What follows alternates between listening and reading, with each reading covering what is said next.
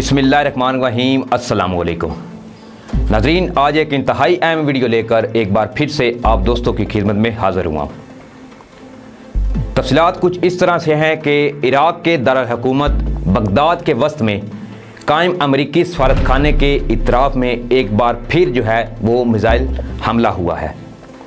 इराक़ी दारुल हुकूमत बगदाद में इंतहाई सिक्योरिटी वाले ग्रीन जोन में वाक़या अमरीकी सफारती और अस्करी तनसीबात निशाना बने हैं, जिसमें 2 रॉकेट जो हैं वो दागे गए हैं, जबकि बगदाद हवाई अड्डे के नज़दीक भी एक रॉकेट आकर गिरा है।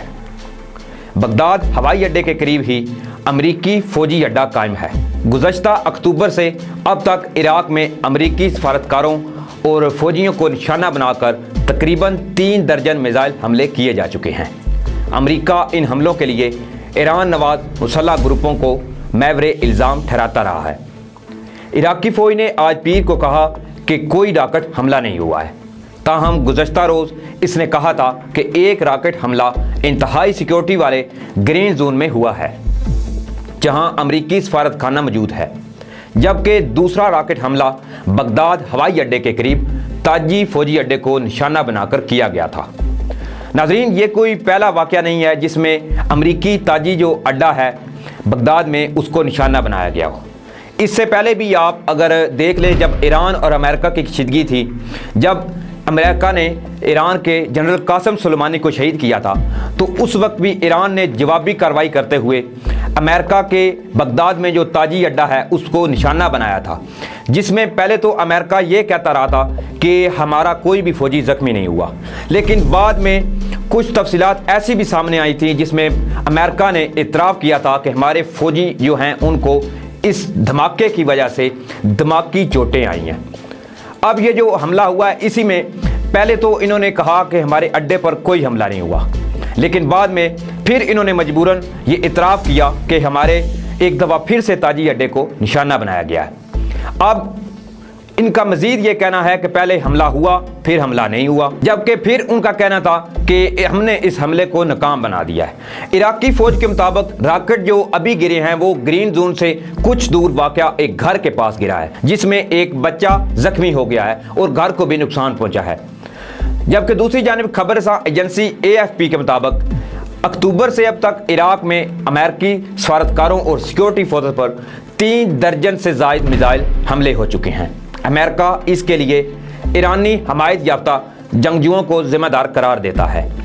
अब इसी तरह गुज़श्ता माह अपनी तरह की पहली कार्रवाई में इराक़ी एलीट फोर्सेस ने तेहरान के हमायत याफ्ता कताइब हिज़्बुल्लाह ग्रुप के 1 दर्जन से ज़ायद जंगजुओं को गिरफ्तार किया था, जो मुबैना तौर पर बगदाद के ग्रीन जोन में नए हमले का मंसूबा बना रहे थे।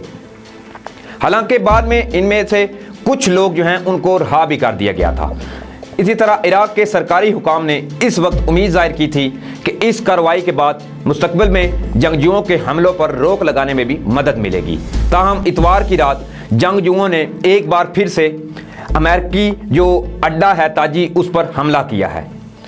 खबरसां एजेंसी राइटर्स के मुताबिक इतवार के रोज़ होने वाले रॉकेट हमलों की जिम्मेदारी अभी तक किसी भी ईरानी हमायत याफ्ता ग्रुप ने कबूल नहीं की।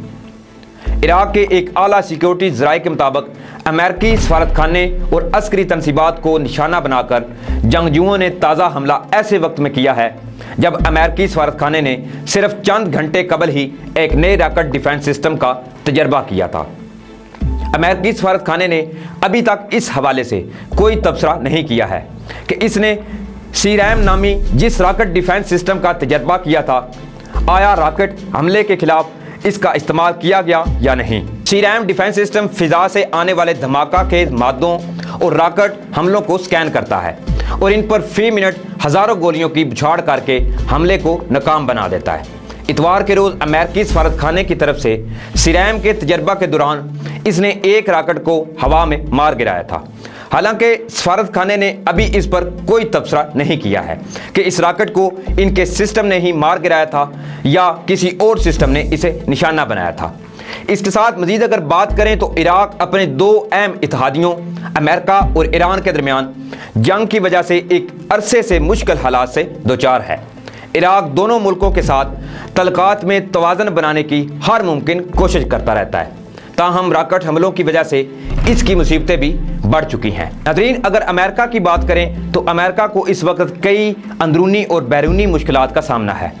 اسی طرح امریکہ کو بائیں بازو کی انتہا پسندی سے بھی ایک بڑا خطرہ ہے۔ اسی حوالے سے امریکی صدر جو ڈونلڈ ٹرمپ ہیں، انہوں نے یوم آزادی کے خطاب میں بائیں بازو کی انتہا پسندی کو اپنے لیے ایک بڑا خطرہ قرار دیا تھا۔ امریکی شہریوں میں اس وقت نسلی امتیاز اور پولیس تشدد کے خلاف بڑے مظاہرے جو ہیں وہ کیے جا رہے ہیں، اور ریاست بالٹیمور میں کولمبس کا مجسمہ جو ہے وہ بھی ان مظاہروں کے نتیجے میں گرا دیا گیا تھا۔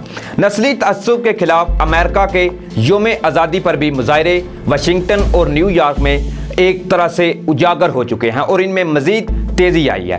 مظاہرین نے واشنگٹن میں امریکی پرچم جو ہے وہ پھاڑ دیا تھا۔ ٹرمپ کے حامی اور مخالفین جو ہیں وہ اس وقت آمنے سامنے آ چکے ہیں اور آپس میں گتھم گتھا ہو چکے ہیں۔ پولیس اہلکار بیچ بچاؤ کراتے رہے۔ نیو یارک میں ٹرمپ ٹاور کے سامنے بھی امریکی پرچم جو ہے اس کو جلایا گیا تھا۔ اسی حوالے سے صدر ٹرمپ نے یوم آزادی کے موقع پر وائٹ ہاؤس میں خطاب کرتے ہوئے کہا تھا کہ مظاہرین امریکی تاریخ مٹانا چاہتے ہیں۔ انہوں نے مظاہرین کو دہشت گردوں سے بھی تشبیہ دی۔ مزید کہا کہ بنیاد پرست بائیں بازو کو شکست دیں گے۔ امریکی صدر یوم آزادی کے موقع پر چین پر تنقید کرنا بھی نہ بھولے۔ کہا جہاں سے وائرس کی ابتدا ہوئی اسے مکمل طور پر جواب دہ ہونا چاہیے۔ امریکی صدر ڈونلڈ ٹرمپ نے 4 جولائی یعنی امریکہ کی آزادی یاد میں ماؤنٹ شمور میں اپنے خطاب میں نسل پرستی کے حالیہ مظاہروں کے دوران یادگاروں کو گرانے والے لوگوں کے کینسل کلچر کی مذمت کی ہے۔ انہوں نے کہا کہ جنوبی ڈکوٹا کی یادگار عمارت ہمارے آباء و اجداد اور ہماری آزادی کو ہمیشہ خراج تحسین پیش کرنے کے لیے کھڑی ہوگی۔ انہوں نے ایک پرجوش مجمع سے خطاب کرتے ہوئے کہا کہ اس یادگار کی کبھی بے حرمتی نہیں ہوگی اور نہ ان ہیروز کی شکل کبھی بگاڑی جا سکتی ہے۔ ماؤنٹ رشمور میں 4 امریکی صدر کے منکش چہرے نمایاں ہیں۔ ناظرین، امریکہ اس وقت بہت سی مشکلات سے دوچار ہے۔ ایک طرف ان کو ملک کے اندر انتشار کا سامنا ہے، دوسری جانب ان کو مزید چائنا سے چیلنجز کا بھی سامنا ہے۔ ان کو یہ خطرہ ہے کہ چائنا ان کی سپر پاور والی جو کرسی ہے وہ نہ چھین لے۔ اب حالات جیسے بھی ہوں گے وہ نظر تو ایسے آ رہا ہے کہ جیسے چائنا جو ہے وہ دن بدن اپنی ترقی کی طرف گامزن ہے، اور وہ وقت دور نہیں کہ چائنا ان فیوچر امریکہ کی سپر پاور والی جو کرسی ہے وہ چھین لے اور اس پر براجمان ہو جائے۔